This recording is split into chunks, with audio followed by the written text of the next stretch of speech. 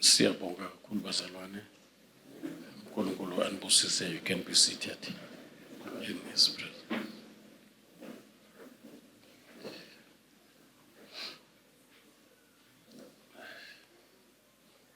Encwadini yokuqala chapter Petro chapter 4 verse 10 singayifunda bazalwane.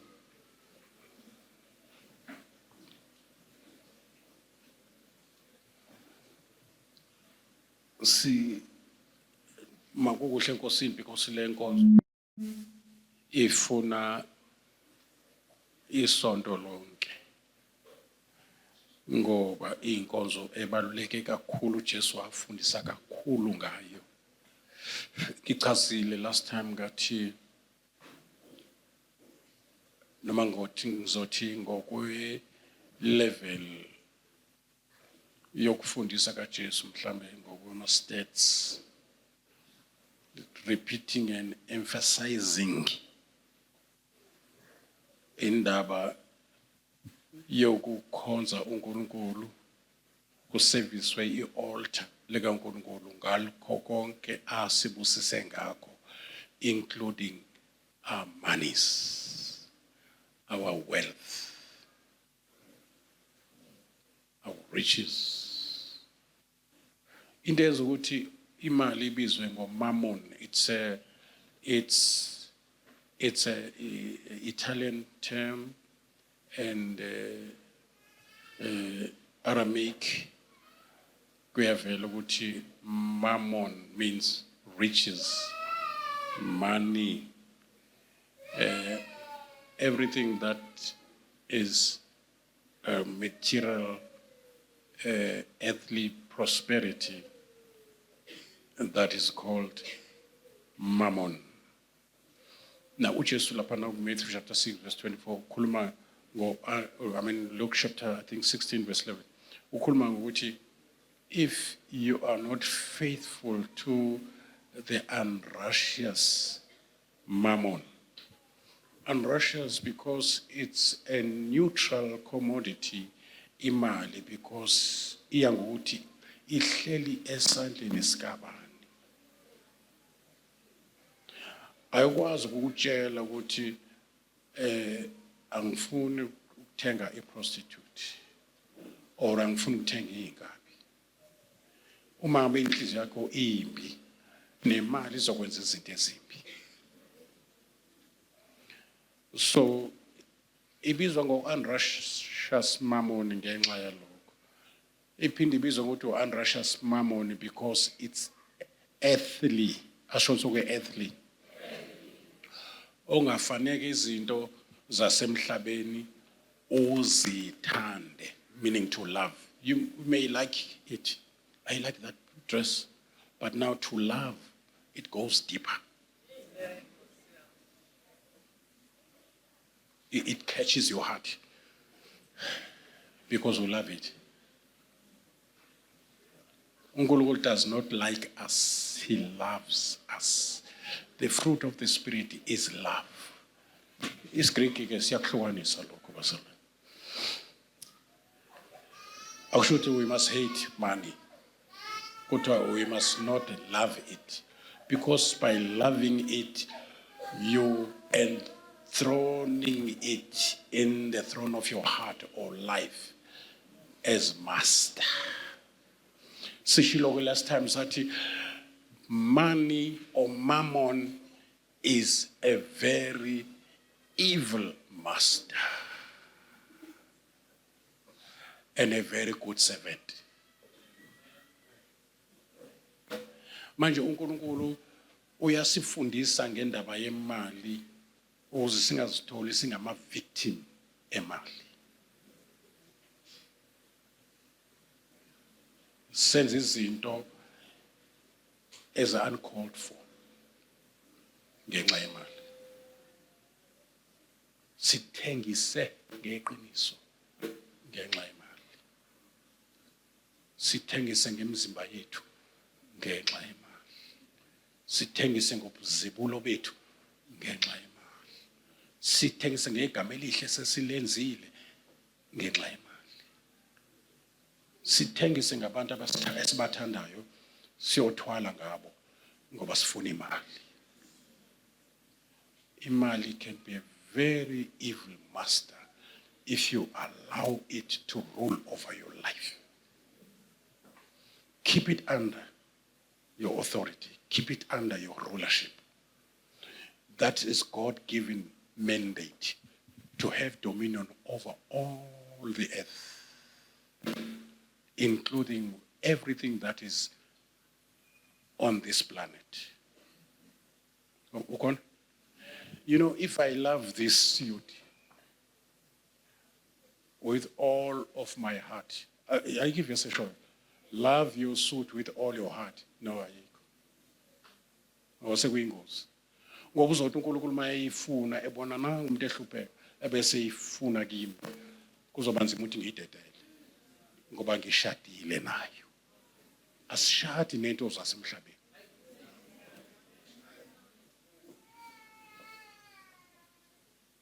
Akushadwa.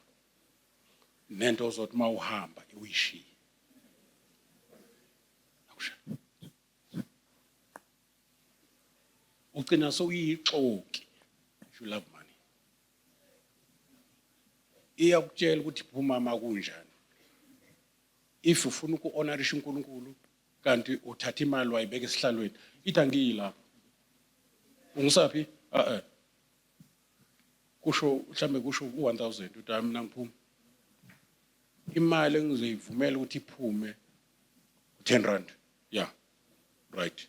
Hayi lo ifuna wena. Hayi uNkulunkulu uthe, hey ungangitsheli ngoNkulunkulu. There are two masters.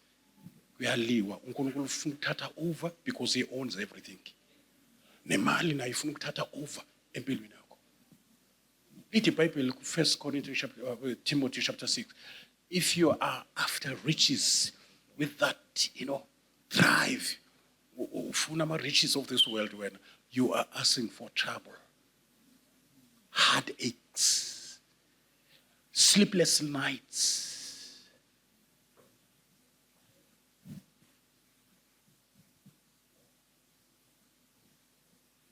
Kuthiwa mangabe urobha ngisho izisebenzi zakho to accumulate iwealth.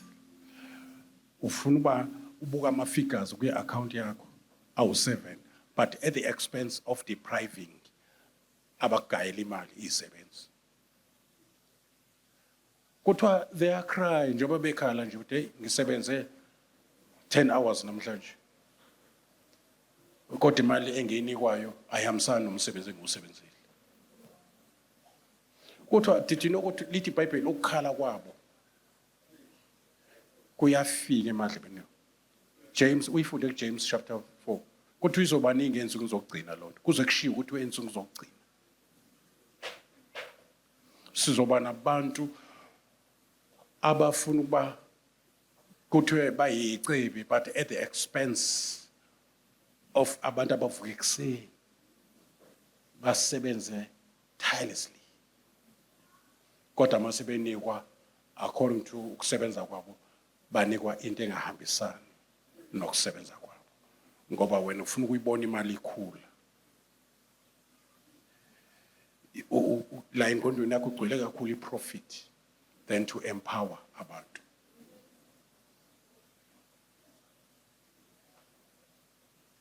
Bese lithi ke iBhayibheli le mali eringcwaba lapha egciniwe enenyembezi zezisebenzi ibolisa amathambo akho. Kusho ukuthi uyagulisa.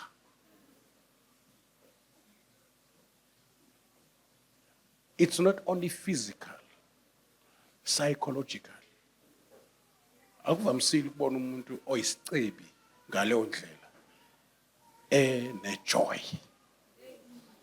Ngoba kunezinto phela imali engeke ikwazi ukuzithenga, like peace, like love unconditional. Manje uJesu usifundisela ukuthi sibe ngabakhululekile from the claws of mammon. Another meaning ka mammon, there was a god at Syria. That god was worshipped. Igama la ibizwa ngoMammon. ebizwa ngokuthi he's the God of riches. Kezwakala bazalwane? I-altar lakhe ke laliseviswa ke ukuthi kunikelwe ke ngendlela ezahlukahlukene. Motel bheka igama lithi Mammon as the spirit lisho envy, lisho to be greedy. Mammon is one of the spirits as who four, but one of the four spirits uSatan asebenza ngawo ama-spirit lawo to deprive you, to steal from you, to to put you in a dilemma, to you where you find yourself under siege. Sometimes uzithole wenza le nto is self-sabotage. Kunabantu abathwalayo ukuze babe nemali, but they regret it now. Abalali kufuneka bafide inyoka ezinye ezilala nabo. Ya unayo imali kodwa akanakho ukuthula. Manje uJesu usifundisela ukuthi asiphume lapho ngoba uyabambeka sewusindisiwe. Ubana bayizibani ngeshwa. uJudas Iscariot wafa ngokuyilengisa, wawa emthini, waqhuma isisu, kwaphuma amathumbu. Ngoba uhamba noJesu nje uthanda imali.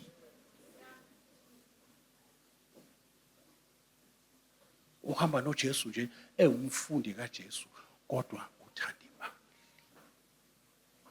ngaphezulu kukaJesu. Noma kukhona abakhonza uJesu ngezinto zabo zenani, uyacomplaina. And lo moya awufake nakwabanye.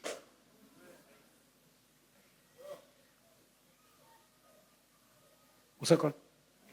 And money is more spiritual than financial or material.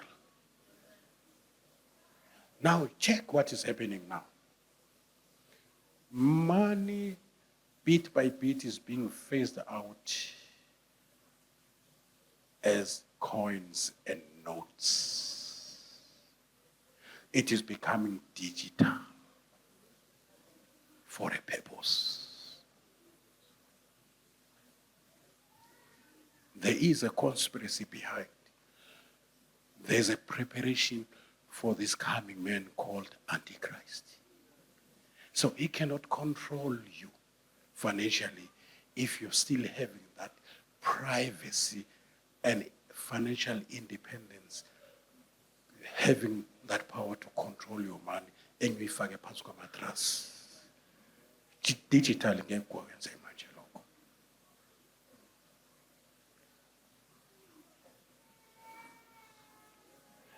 Njengoba nje kade sisebenzisa amakhadi ayaphela ngoba ayaduplicate. Aya ngokuphela. Njengoba nemoto zibanjwa njalo zemali, bazama ukutshela ireason ukuthi yini ezobenza ba phase out imali in notes and coins. Money now is going to be digital.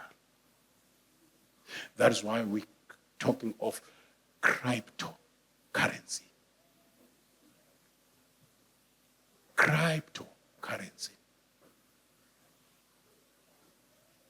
Imali which is only in figures, not in notes. Are you clear? Yeah. So that my a freezer account yakho, press button, all your money is gone. Kanti bebeyisema notes buzoba nemali ohamba uyifihla. Njengamasunimali, uyayibona? Fihla. Labantu abadayisa ama-drugs. Angani ukhona osokwayibona yini ko South America laphana. Ufice kunekamelo elinama stocks and stocks of money. Imali ibe half ekameleni. not i-digital, ayizukuvuma, ayizukwenza, akuzokwenzeka njalo. So u-Antichrist will control, uzoba i-boss, uzoba i-religious leader, abe i-political leader, abe i-economical leader. These are 3 legs. Abangalivuma uphawu lwakhe, imark. Njengoba sigqoka ama-mask nje, bekulungisela ukuthi is it possible ukuthi umhlaba wonke ufake imark, sengikhipha u-S manje, angisasho ukuthi mask. Imark. Awukwazi ukungena, ubungakwazi ukungena ungayifakile imask. Ngiyabona? Yeah, it was a practice of something coming. Manje, for our finances, because what I'm telling you now, listen very carefully. What I'm telling you is not the earthly type of economy. Listen very carefully. It's kingdom economy. The owner of silver and gold, the owner of the universe, is talking to you right now. He has his own way of economy.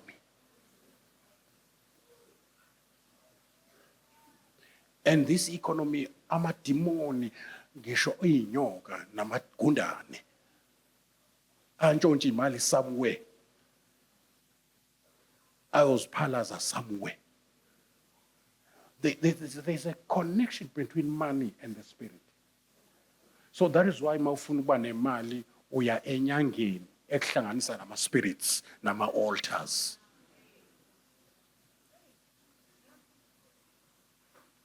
You understand? Very important. Manje sizokhishwa lapho.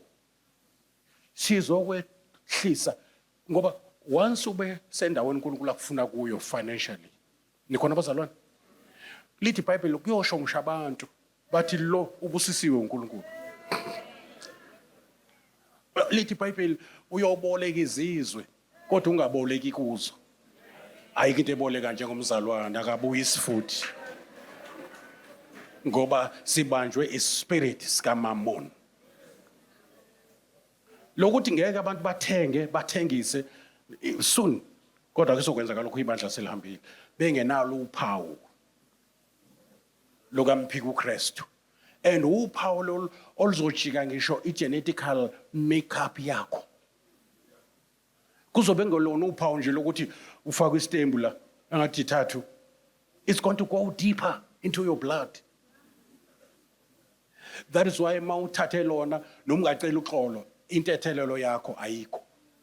Nothi awu baba ngenza iphutha kathatha uphawu ngicela uxolo Paul izono ziwu2 othuka uMongcwele nothatha uphawu. Listen very careful. Ngoba uMammon lo wenza abantu abamnyama babephuwa kanje. Mammon. And Mammon ezokwenza ube ngcono as your master, you have to pay the price. Kuyakhosta ukuthola ama-favors kaMammon, kuyabiza. Ayinqeni inyanga ukutshela ukuthi yabona ke enganeni zakho akube khona ozonikela ngayo.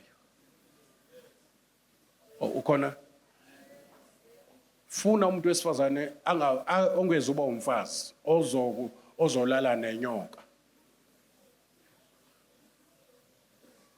Angithi na umfazi kodwa funa umuntu wesifazane ozomholela ozolala nale nyoka ukuze ikhiqize le mali.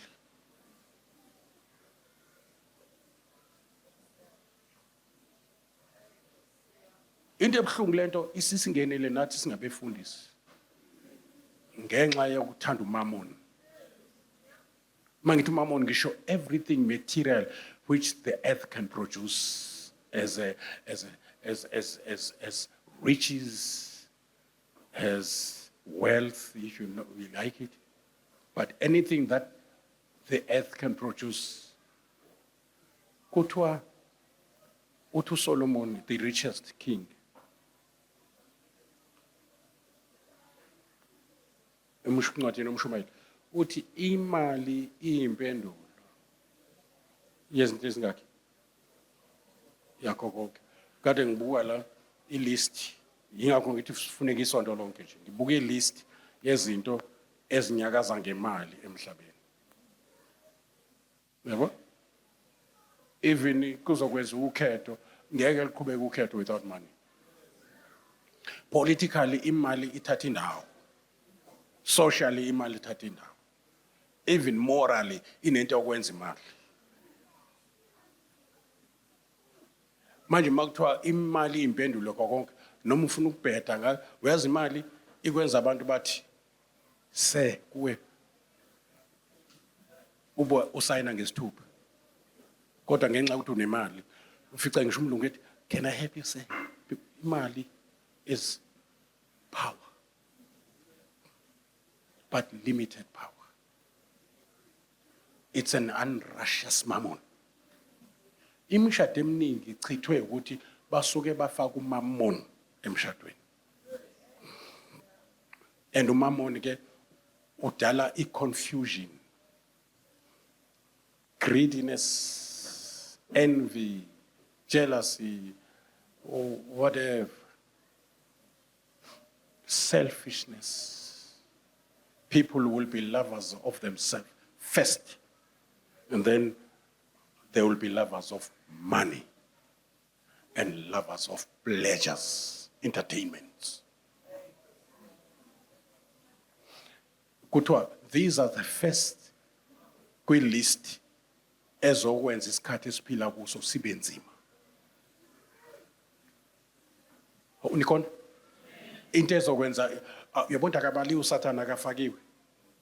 Kuthiwa nje ku number 1 list kuthiwa into ezokwenza ukuthi kufika ikhathi ezinzima emhlabeni as perilous, as dangerous, because people will be lovers of themselves. Number 2, they will be lovers of money. Mammon will be having a position of mastery. I want to repeat myself, Glendo.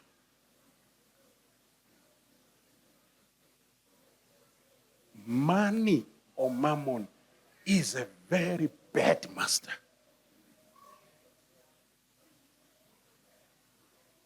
Mawufuna ubona indoda ilahla umfazi ithatha omunye ithatha abafazi phezulu komfazi ithatha omunye umfazi phezulu komfazi ayikwazi ukwenza lokho without money ngoba imali i-expose what is in your heart. Into enza ukuthi ungaveli is because you don't have money to service that egocentric nature within you. Umthetho wako, you are a very bad person. But abonakali ngoba it needs money for that character to be manifest. Uyabathanda abafazi manje kodwa ubambelele kulo ngoba unamali.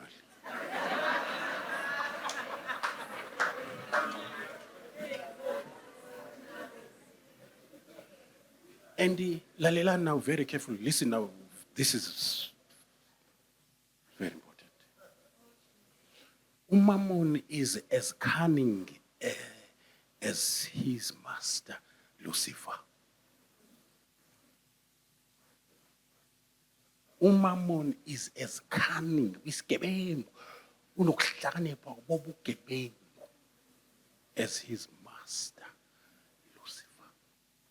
Mammon believes in stealing your future, hacking your destiny. Ucabanga uma udayisa ngensango, udayisa ngama-drugs ngoba ufuna imali, kufa abantu, kuchitheka ama-destinies, buyasangana abantu, i-youth. When we enjoy kunendawo, I think incwadi ka-Isaya ikhuluma isiqalekiso phezu komuntu odayisa ngeziyobisi ngesiXhosa or ngezidakamizwa including utshwala. It's a curse. Because when you enjoy seeing people be under the influence of liquor. Anganoma ngikusho yini lokho. Ugwayi awuvamisile ugwayi angisho ukuthi ngithini. Kodwa ugwayi awuvamisile ukuthi kuthiwa ushayisile ngenxa yokuthi bebheme i-Lexington noma bebheme kodwa kuyasho ukuthi ushayisile ngenxa yophuzo bephuzile. There's a compromise nakwabasiphethe ukuthi nokho ama-trucks la layisha lezinto awaphume in millions of tons of liters. Kulungile abaphuze, and many taverns are everywhere. Because there's this. I-damage enkulu nokuchitheka kwemizi kula. Ngaphezu kwalo. Now, listen now very carefully. Abanye ngathi bakhala bathi usebheke ngala thina usibheka nini? Glory to Jesus. Today I'm giving you the reason why uNkulunkulu afundise ngemali. Ngithola amaqiniso angikhululayo from Mammon. Ngoba uMammon ukwenza ube depressed. uMammon ukwenza mangabe kukho umuntu okukweletayo engasayibuyisi lo mali. Ube nenzondo ngathi kufa umuntu. Kanti ukweleta u250. Kuphela nobuhlobo vele. Noma ngabe isihlobo segazi. Shwi awusayi. Ukushaya nezingane zakho mhlawumbe udlala lapha. 250. Nalo obolekile nikhona nokho akasho ukuthi ngiphe uthe ngiyaboleka. Kodwa manje akabuyisi. iBhayibheli limbiza ngani? Limbiza ngo-wicked person. Umuntu omubi, a wicked person, uyaboleka angabuyisi. Kanti manje iBhayibheli lithi ungabi nasikweleti namuntu. Ngaphandle kwesothando kuphela. Acule ikhona. Hallelujah Jesus. Awu Jesu. Uhleli lapha phansi umzalwane. Hey uvutha nemali yami njalo lo muntu. Spirit sika Mammon. Ngicela shiso shonke phansi ngespirit sika Mammon phansi. Uyena lo Mammon ofika kunika imali aphinda intshontshe iphume phakathi kwemini. Esikunena athi God first, uthi yena first. Because he is the master. Now there's this syndicate uSathana abhizi ngayo manje. Mani ofesa nonkosikazi emsebenzini. Rest assured kuzothatha unkosikazi.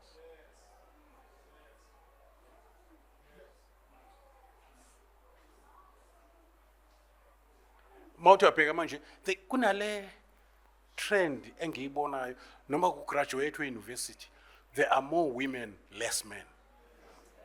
Endaweni ezwrong emajele there are more men, less women. Ebugebengwini ama-gangsters, more men, less women. Abadrive imoto ezinhle ume nje la baze bacabanga ukuthi ulinde ibhasi uthi ake ngibuke imoto edlula la. Le edlula itshekile ethi moto yabheka phakathi ubani oyidriver indoda. Angisho ukuthi abantu besifazana abadrive imoto edala kodwa ikhona le exchange yenzakalayo. Ikhona le dignity ethathwayo endodeni. To be the provider. That's a syndicate of Mammon. Ubaba ashintshe ingane amanabukeni abe housewife ogqoka ibhuluke kodwa. Asho nomama athi ngibuye ke sewusibekile istambu ngoba yebo uzokwenza njani ngoba akanamali akasebenzi.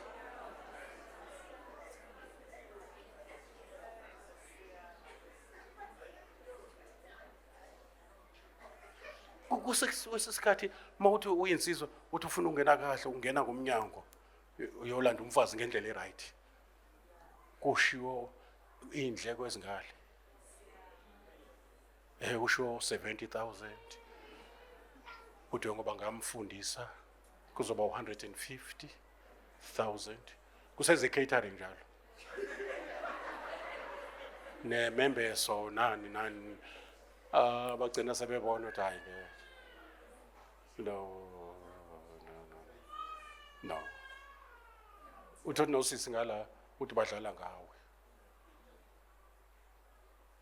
Kungene into kaMammon phakathi. Ilobolo lihle ngoba liyamcheka lokuthi akeze ulambisa unkosikazi, akadayisi umuntu wesifazane. Ilobolo lisho ukuthi ngibonga ukuthi ningikhulisele, kodwa akadayiswa. Ngoba once umdedele ngendlela yokuthi uyamdayisa, indoda izothi ngakulobola, izoba nespirit sokudayiselwa.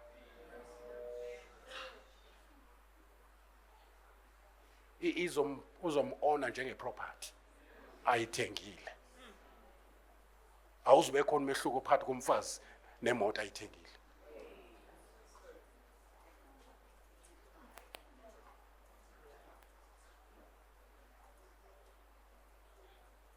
Bese ukuthi laba abafuna ukungena ngomnyango babe nenkinga manje. It's very good ukuthi mangabe uyintombazane uzoshada, ungashadi nomuntu onentshebe phela. Ushade nomuntu omatured, no understand the meaning of being a husband and a father.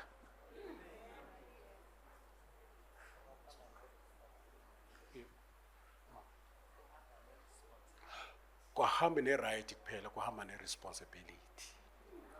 Wrong ama-rights without responsibility ayinkinga. Iy'ngane zethu zinama-rights, abantu besifazane banama-rights, kodwa ama-responsibility azacile.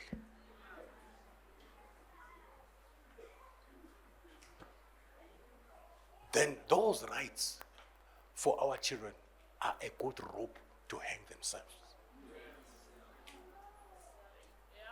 Yes. Nikinqwaba ama-rights is an overdose.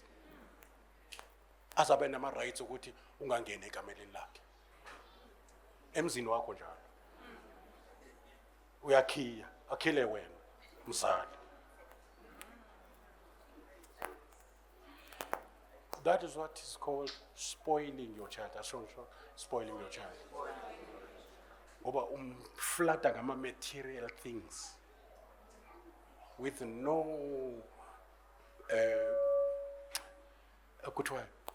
life skills. Those material things, you are investing for your child, but you have not invested in a child by training a child. We twalisi joke ingane yakho isencane.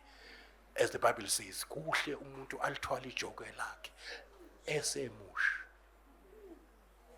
Ijogo lisho ukusebenza, kusho irresponsibility. Avuke ekuseni abe nama-shows, kwaze ukuthi uclean amafastela, wenza yonke ube ngathi uyamhlupha kanti uyamtraina.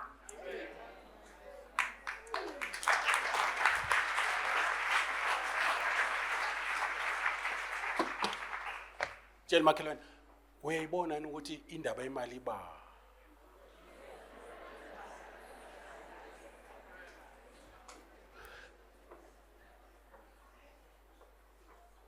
Yebo njengoba uphephela benze nje, imali iyahamba njalo. Njengoba kulayitile nje, imali. Njengoba ngithi nje lo sisi, sekuyimali njalo. Ayizwa lot. Njengoba siqokile nje, imali. Mhlawumbe nokuhleka nje kuzoba imali angazi. Ukumuva nje sekuyimali. Ungena eshaweni imali. Ushawukhe emotweni imali. Mayithi nje rim kusaqala u2 bayaphuma. So that is why money makes the world to go round. Esikhathini esiningi wabona ukuthi abantu behlabenyuka makumsombuluko ekuseni bona abantu bephithizela behle amateksi imali. Amateksi angabasihamba nasemarobotini kujahwa imali. Isokisi kufuneka lithola kahle. Abanye abalazi isokisi. Nje shama wiki nje athe imali. Ayidayonda imali. So i-barter system awukuthi angiyeke lapho. Niyazi ukuthi i-barter system. Uma nginobhontshisi wena unombila, ngizothenga umbila wakho ngobhontshisi wami. That barter system isikhona nakuma world economies. I-Saudi Arabia ine-oil, thina sinegolide. So kusho ukuthi siyadingana lapho. There's mutuality. Manje isela kusathane untshontsha into ukuthi umuntu wesilisa akwazi ukubuyelwa isithunzi ngokuthatha imali ayilethe ngala. In America, about 60 to 70% of abantu besifazane, especially abamnyama, they are educated, they are well-to-do, they are enjoying financial independence, they don't depend on anybody, they are self-sufficient in many aspects. But now they are frustrated. They are missing out on something. There's vacuum. With all the possessions that she has, it's the fulfillment of what was said by Isaiah in chapter 4. There will be time where abantu besifazane abawu-7 bezoya endodeni eyodwa ngoba kuzobe sekhona i-shortage. But ungahlupheki ngokusondla, we are, si-right mos. Thina esikufuna nje sifuna ukubizwa ngegama lakho. Phela nje ukuthi i-oyam leya. Ungayihluphi ngoba sekhona nabalobolela amadoda bawalobolela. Angeke naseflatini ohlala kulo, uhlala eflatini lentombi yakho. Angiyabona. Yabo, because they are well to do. Yena as long enomuntu. Ngoba by nature kune vacuum, there must be a man next to me. So all the monies that are there, nemoto enhle. Yebo? It might start it. Wacaba ukuthi sekuphelele kuyena. Kunendawo. This feminism type of the spirit, feminism, I should say feminism. It's against women, 100%.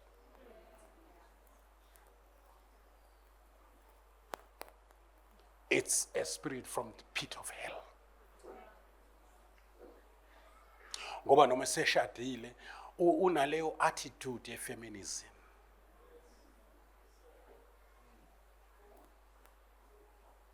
Mawukwathi nje bafazi thobelana amadoda. Hey, sake savelelo thina abafazi. Akayiboni i-advantage. Uyibona ngathi it's emotional abuse. Patriarchal spirit. Bangizwa bangizwa. That patriarchal spirit is ubona, it's like a demon.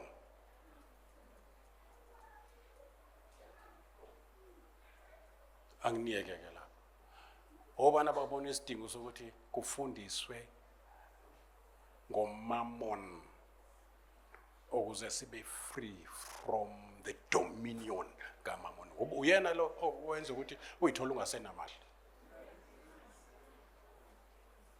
Uyena okwenza ukuthi imali uyisebenza kodwa ungayiboni shona phi. Uyena lo owenza uthande pleasures where you waste money for nothing. You love pleasures than loving God, more than loving God. Uyena lo kwenza umamon, uyena lo kwenza ungeneli. Uphile ngesikweletu. Can't you become the master of mammon by being, the slave? Ithi Bible, obolekayo uyisigqila salo aboleka kuyo. Awuboni ngani mashonisa uthatha kwa ID yakho ahlale nayo. Athi ngiyokunika sewukhokhe. Nalesikole sakhona sipheli. Sinenzalo njalo nje.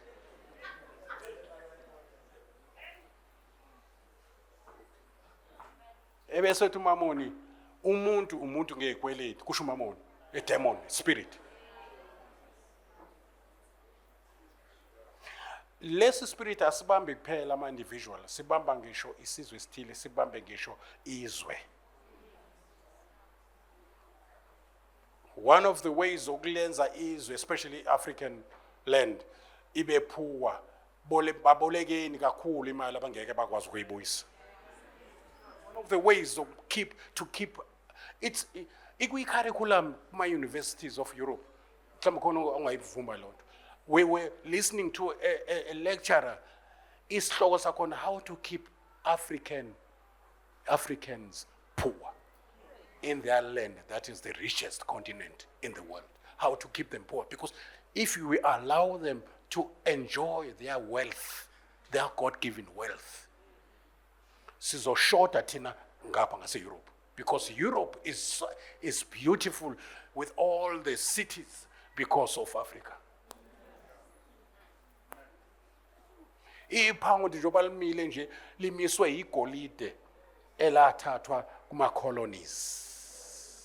That is why ipound lisamile kuze kube namhlanje, limi nge-reserved, ngama-reserved of gold.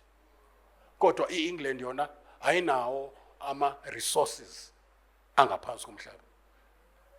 You know, countries like Japan, Japan is colonized, I don't know, but Japan iyabuka abantu njengengcebo. Iyabuka kuma human resources ukuthi noma sina oil, asina land, because Japan is an island, asina land. Njenge England is an island. That's why khulunywa nge-British Isles. It's an island, because colonizing big countries. Being an island, what is the secret here? Angazi wena, kodwa mina ngikhathele ubuka abantu bakithi abamnyama behlupheka. But one of the spirit ebabambile in a form of mammon, umona. Abantu abamnyama banomona, bamonelana bodwa. It's a very evil spirit that is out there to destroy umuntu omnyama. Wezwe ngisho sinomona ngisho imndeni into abantu abashelana ibele, sinomona masibona omunye ngathuthi. Umona is highly demonic, yona ebambi Africa ukuthi benje. That is why manje sihlale emjondolo, angisho ukuthi ngithini, kodwa sihlale endaweni engafani ngabe sihlala kuzo, abakufika bahlala emafletini laba bafikayo. Why? Kufuneka sihlale phansi siyibuze, namanje ngibhizi ngestudy, what makes African to be so poor in the land that is so rich? Like Congo is the richest country in the whole of Africa ngokwama minerals. Hey,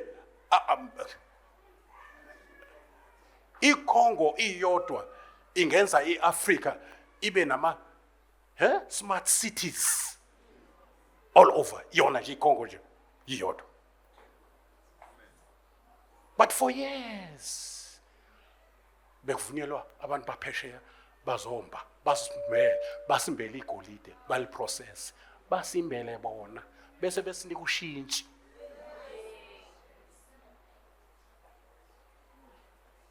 Not with God. uNkulunkulu bengabathembisa abantwana baIsrael izethembiso minus the land.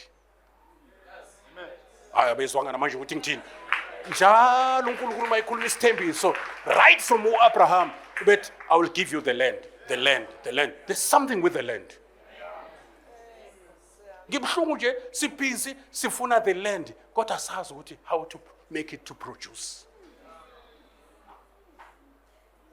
Kona maseke sangena kuma co-ops sixabana zisuka.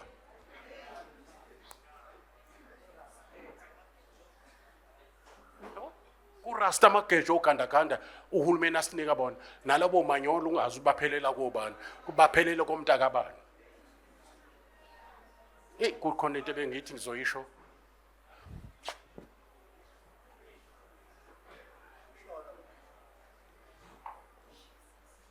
Kodwa in the name of Jesus Christ, we are the light of the world. We must shine, bazalwane.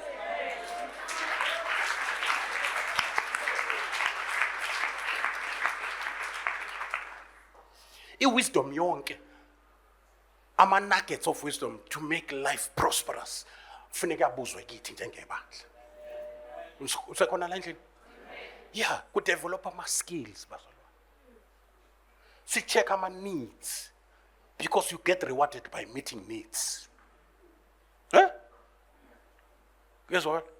We've got people who are billionaires because benza research, but la njenge cell phone. Oh, njengoba abantu bengakwazi ukutholakala mangeke eduze kwefoni landline. Angenze a wireless phone or mobile phone.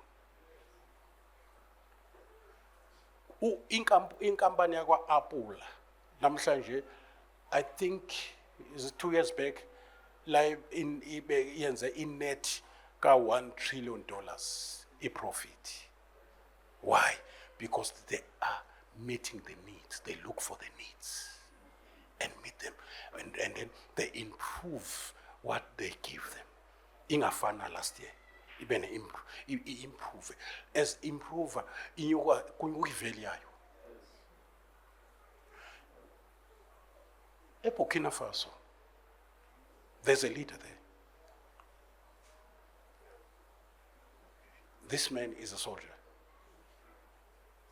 and he has taken over as the president. And he's a young man of about 35, 36 years. Then he's got 2.5 years embusweni. But he has turned around the economy. There's an economical revolution that is taking place there. I think towards the end of last year, they've produced the first car that is produced by African. Lomuntu na 2.5 years, na 2 something. Electric car, engadingi petrol. Kusenjalo waka ama technical colleges. Waka indawo yo process gold. Wakimkwaqo. Ubhizi manje wakhela abantu ukuthi ngabikho umuntu ongenandlu. Waqedisa isikweletu. Akade bekweletela sona kwiFrance. Wathi lethani imali zenu la. Ngizozithatha mina ngiyovala isikweletu. Abana sikweletu. Wathatha ibosho. Wathi zingalokhu zifidwa kanje ibosho. Zidla imali entela. Aziphume ziyosebenza. Ziyavela zilima lapho, zilima amasimu. Zilima amasimu izwe zidla la zisebenza khona.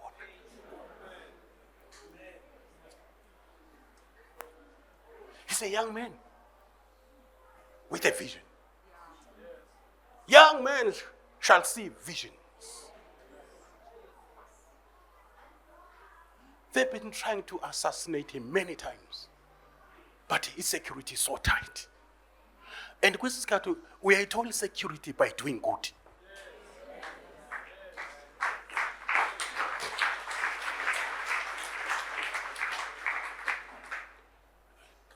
Money, according to the word of God, money is according to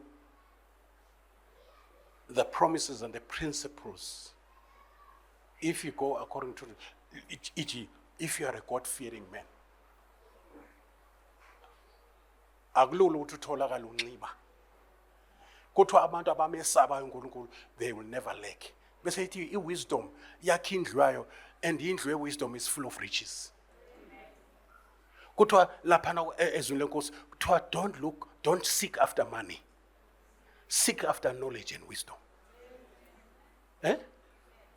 Seek after knowledge and wisdom more than silver and gold. Kushuthi if you seek after wisdom, then silver and gold will seek after you. Ithi uSolomon ucela ukuhlakanipha, akacela imali as the king. Akacela ingcebo. Uthi uNkulunkulu ngicele kahle, sengizokulandelisa na ingcebo. Ayikho inkosi ezoceba njengawe. Ithempela lakho uSolomon ngokwe value yanamhlanje yaba $119 billion. ithempeli alakha ivalue yakhona ngokwemali zanamhlanje is 119 billion dollars. Ayikabikho ibuilding biza lo in rands akakazi ukuthi le it's iya ku trillion. Ayikabikho ibuilding trillion rand. You will be the richest, and abalwa ama riches. Kuthi no Abraham kuthiwa he was not rich, Abraham. Kuthiwa he was very rich. And mind you, Abraham is your father. Get Abraham is your father through Christ Jesus is your father too.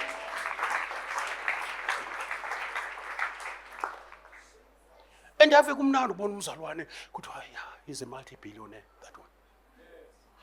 How lawyer how long umbona nje egijima la enkozweni engathi uya-asharisha wenza uphatha nazi uyempela.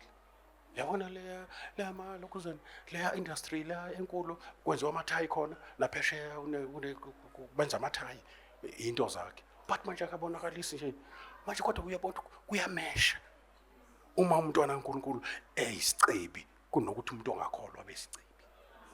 Ngomntwana kaNkulunkulu uyinkosi. Umuntu nje ongakholwa unjengenceke phansi. Manje uthi uSolomon, this is a mistake. Ukuthi amakhosi ahambe ngenyawo bese ukuthi ingceke sigibela amahashi. Asiyilungise nje wasifundisa ngemali nje silungisa lo mistake ukuthi imuva lakho belinjani noma kunesiqalekiso kune-altar elivala yonke into empumelelo financial. Noma uthi uthola umsebenzi usheshe uxoxe uqalwa ngawe. We must deal with that altar. We must deal with that spirit. We must deal with that mammon.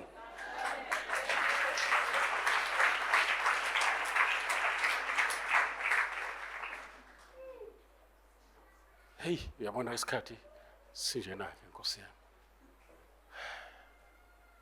Obana basizwa isidingo sokuthi lemfundiso lalelani. Sesiyalunguza kancane kwi-5th industrial revolution. Yisho 5th industrial revolution.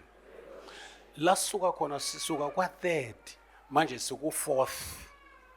Ashonso ngesuka kwa-3rd siku-4th industrial revolution. So that is why ngathi kwezinye ikhathi uyafunda kodwa into oyifundayo ayisasebenzi. Sekusele ukuthi nje ngigraduate kodwa awukafinyeleli kube isisebenzi where you apply that skill. And the robotic is taking over. The AI, artificial intelligence, is taking over. But this 4th industrial revolution is an amanyama opportunities. But if you are blinded, you cannot see them. Lama opportunities ezanana ukuthi noma ungazange ufunde ube ne-degree, but you can be a millionaire. Inama opportunities ajulile.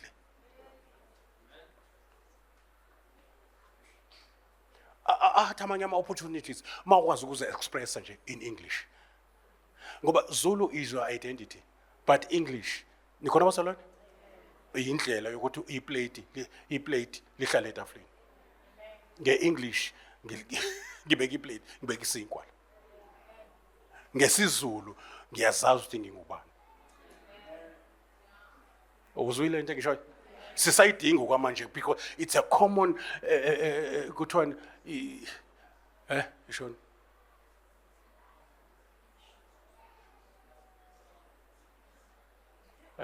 it's a medium of instruction. Senozentshelo mina. It's a medium of instruction. Iyona esicorresponda noma ngikhuluma iSpedi mina ngikhuluma isiZulu siya corresponda ngeEnglish. It's a language ephakanyisiwe ukuthi sikwazi ucommunicate ngayo. But now there are some preparations ukuthi all science laba bafunde ngesiZulu. But ke sazothatha isikhathi ke.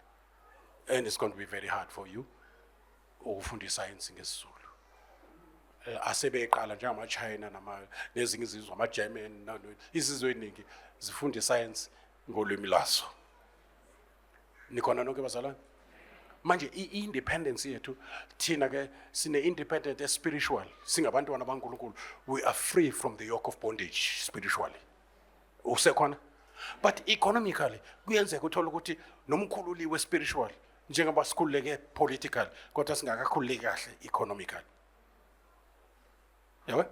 Si right impela sesihlala la sithanda khona kodwa ingcebe eningi sesezandleni zabo khamba. Imjondolo iqale ngo-94 ukwanda ngesikhathi sithola independence, okuyisayini ukuthi we're not yet free economically, and okuningi kwenziwa yithi not amabhunu ukuthi sihlale sikulesa state, khona nokuba lazy, khona nokujabulela u350 ube excited ungabusabona noma uyolanda lo 350 makuthi uyalandwa ke somewhere ukuthi manje ugibele ngo30 rand uzobuya ngo30 rand kuzobe ngaseyona u350 kuzobe sekwenye into. Ngicela uzibuke kahle wena ufanele kuba u350 mawuzibhekile manje uyenzani into le yini leyo yenzayo. It's like it's an economical, it's like, I don't know what to say, but it's like it's robbing. You are being bribed. You are being blinded. Iyezwakala abantu abasebebadala who has been contributing ngempilo yabo besebenza.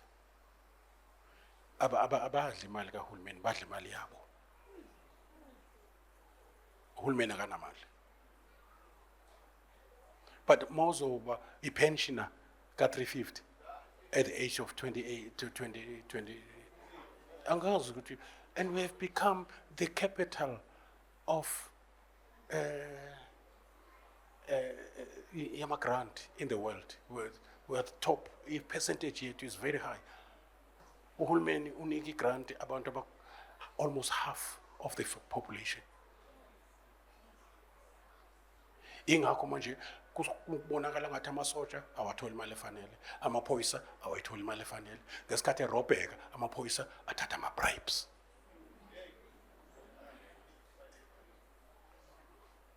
Ngesikhathi into abantu abaprotect izwe, baprotect i-community bengakuthola abakufanele, isilingo siyangena. uSathane azange amlinge uJesu esuthi, wamlinga elambile ngento edliwayo. Mawufuna ubona umuntu engathembeki emsebenzini ngaphandle kuma esaba uNkulunkulu, mncishe esiswini angayitholi imali emfanele. Zomuzwe sethi ubona ukuthi imoto yakho ithoshela ngalakhaya u500 phela lo, kodwa ke ngiyaxolwa ngibone nje ngo-drink noma 200 rand ulahle phansi.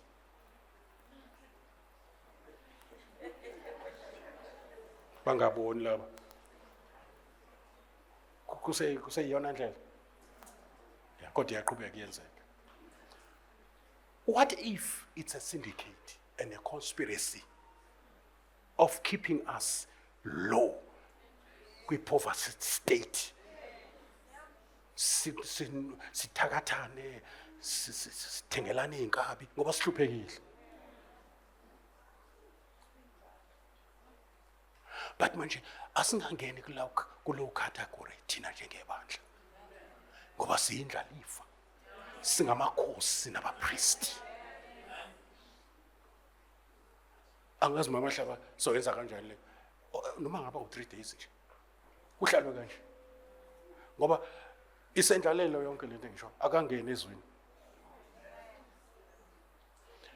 Ngeke uphinde usokole makuwukuthi ufikelwa isikhathi ongathi financially engathi uba restrained kancane, kuzobe kuyi-test of your faith ephelayo. Kungabi ukuthi vele your mindset nikhona bazalwane iyona ekufake kwisimo okuso namhlanje, because you cannot live above the way you think. If you think small, you remain small for the rest of your life. That's why poverty is not lack of money, it is the state of mind.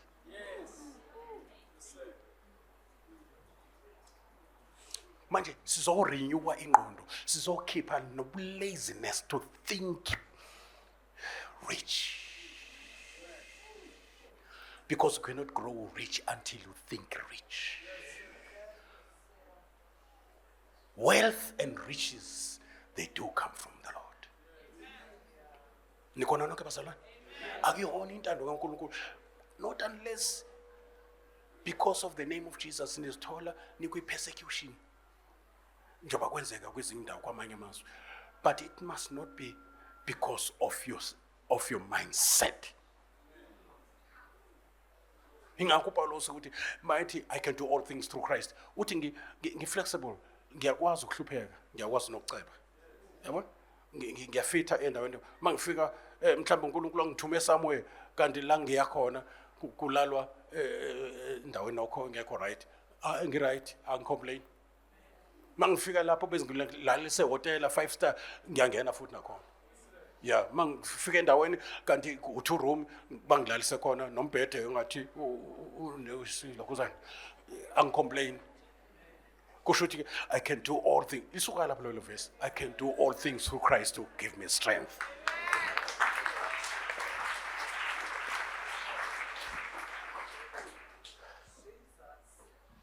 Oh, bana, but a spirit is a poverty. A spirit is a lack. The spirit's got hand to mouth.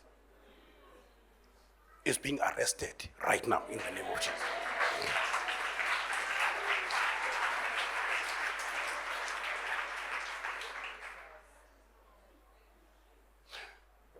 I decree and declare, based on what God has said in his promises, that you are no more subject to the curses of law or generational curses. That is why you are regenerated, meaning you are born again. You have got new lineage manje. Lineage yakho ayiseke komkhulu ababe inyanga. That umbilical cord has been, I cut it off even today.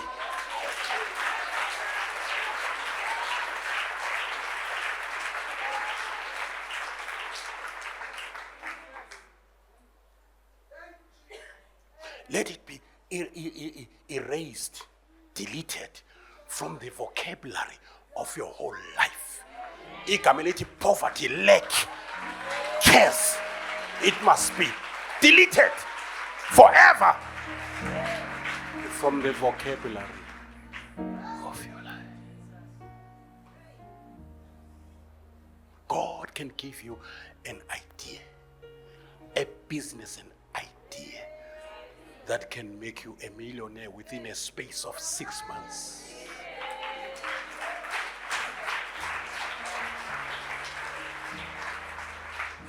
God is ready to bless the works of your hand. If you don't work anything, you are full of laziness, then God has got nothing to bless. You must ask him to reveal the potentials that are within you. Because you are steward even of that potential. Because it is God-given. It originates from God. God is your source and he's able to give you resources.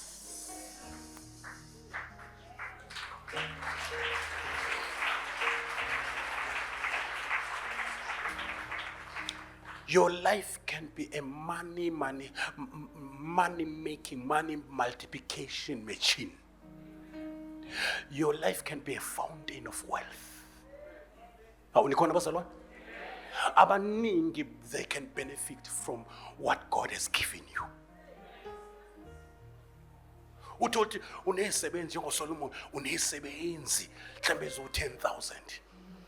Feed abantu about 50,000 children. Now kusho ukuthi ngamanye amazwi wena la esebenzini kubenefita abantu about 10,000 abakusebenzelayo. Nabawu 50,000 abondliwa yilabo abantu abakusebenzelayo. Kusho ukuthi ukubusiseka kwakho sekubusiselo 60,000. Balala bedlile bathenga izinto abayithengayo because of you.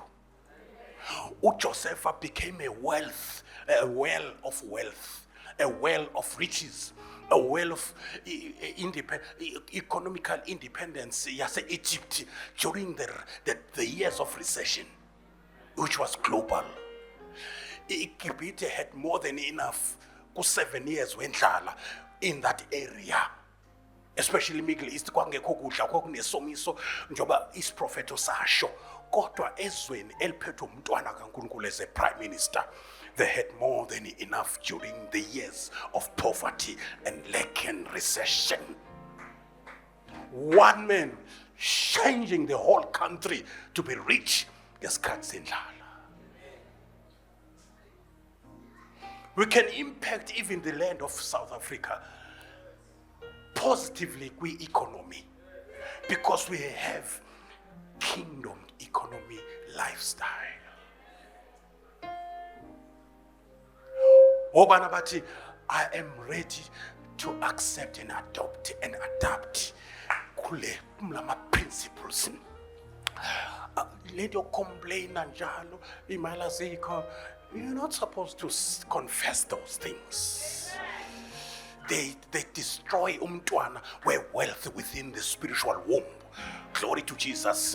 All that we see and have started in the faculty of your mind, in a form of a thought and imagination. Someone had an imagination before a design yonke lento ibonayo. Hallelujah. Nale organ ekhalayo, le keyboard ekhalayo is the product of someone who had a vision, had an imagination, had a thought, and wahlanganisa izinto kwaphuma into ekhala kamnandi. It all starts here. Hey, Jesus Christ.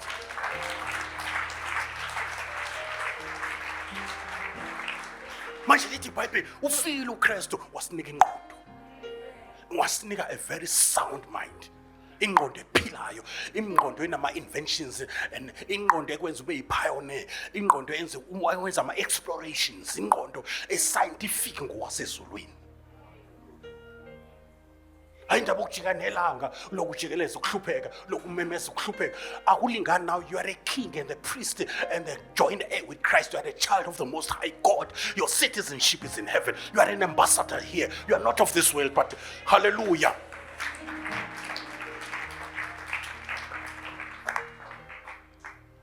Asimene ngezinyawo ngenxa yesikhathi.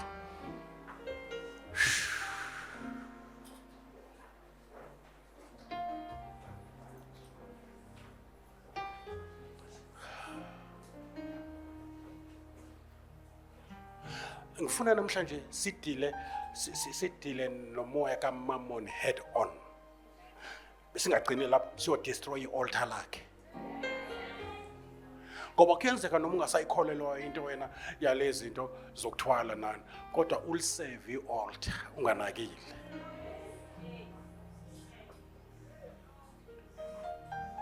Ulisave i-altar ngemali yakho unaware.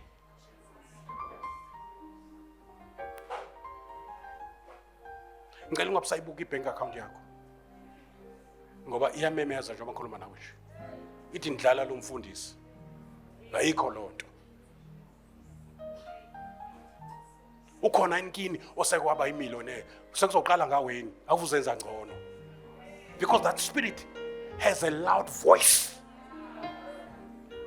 Tulisa! Umoya kaMammon, it is shut up, spirit of Mammon, right now in the name of Jesus.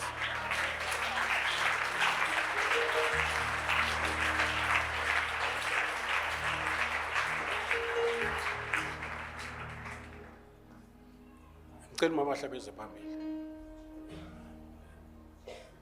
Ngicela mama hlaba as the Spirit of God leads you. Usilide kwi-confession, kwi-declaration, ne-decree. Say decree. It's a legal term. To decree, it's to make something as law.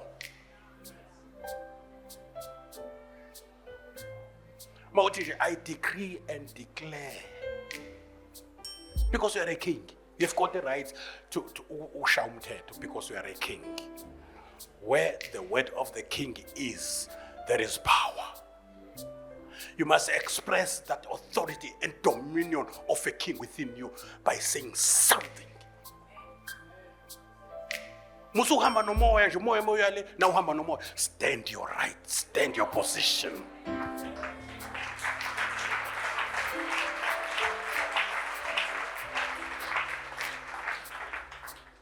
Unelungelo lokuthi wealth and riches come this way.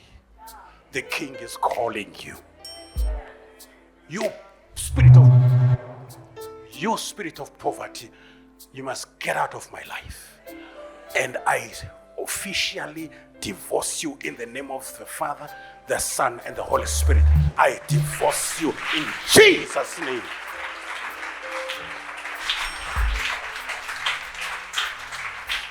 I call upon the spirit of wisdom, spirit of economic ideas. I call upon the spirit of innovations, a spirit of creativity, because I've got elements of a creator. Since I'm an heir and a partaker of his divine nature, because I'm born of God. So I have all the genes of God with me. If God is a creator, I have that creative ability, potential to create new things, to bring something into something that is not into something that is worth. You can go as far as this Durban will never be the same again because of me.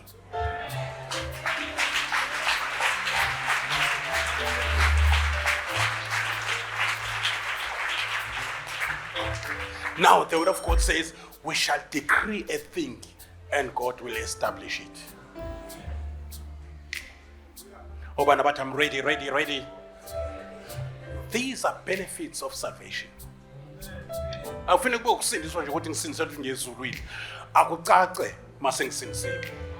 Mabasho abantu bathi siyawubona umehluko noma sifuna into yakhe kodwa siyambona ubeboleka imali lakithi manje sesiboleka kuyena akekho umehluko.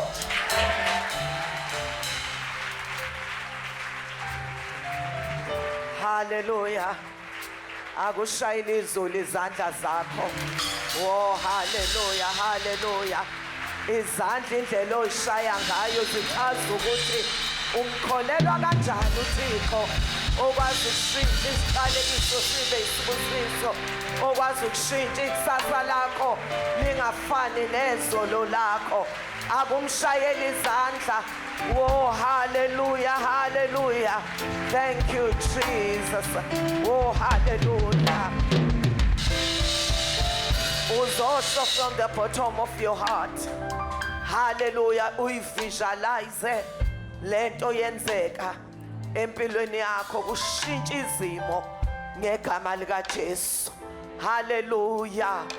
Baba ngiyabonga ukhambela impilo yami ngale ndlela. 2025 zashintsha izinto. Ikusasa lami alifani nezolo lami ngegama lika Jesu. Spirit of mammon ngeke uyibambe impilo yami. Amehla amavuliwe. Ngiyazazi ngikubani kuKristu. Ngiyalazi igunya lami. Angiyena umuntu wokuhlupheka. Angiyena umuntu wokuswela. Ngingumuntu wesibusiso. Ngiyindlalifa kanye noKristu. Minyango yengcebo vulekani ngegama lika Jesu. Minyango yempumelelo vulekani ngegama lika Jesu. Zamxolo wengcebo yehlela phezukwami ngegama lika Jesu. Ifavor kaNkulunkulu iphezu kwempilo yami. Iminyango iyazivulekela ngegama lika Jesu. Ngibusiswe ngiphuma, ngibusiswe ngingena ngegama lika Jesu. Angibona umsila, ngiyinhloko. Konke ngikuthinta ngesandla ngiyaphumelela ngegama lika Jesu. ngiyabonga baba ukuthi okuhle nomusa kuyangilandela unginikeza ama-ideas azongenza ngiphumelele ngegama likaJesu. Moyandini kaMamon, get out of my life ngegama likaJesu. Kuhlupheka, you are not my portion. Ngiwumntwana wesibusiso ngegama likaJesu, ngegama likaJesu. Ufikile uJesu wanginikeza ingqondo ngegama likaJesu. Ngiyabonga baba, kusukela namhlanje ngihamba phezulu kwesibusiso othe wangabela sona. In the name of Jesus, akushayela uJesu izandla. Oh hallelujah, ubonke uThixo ukuthi zashintsha izinto empilweni yakho.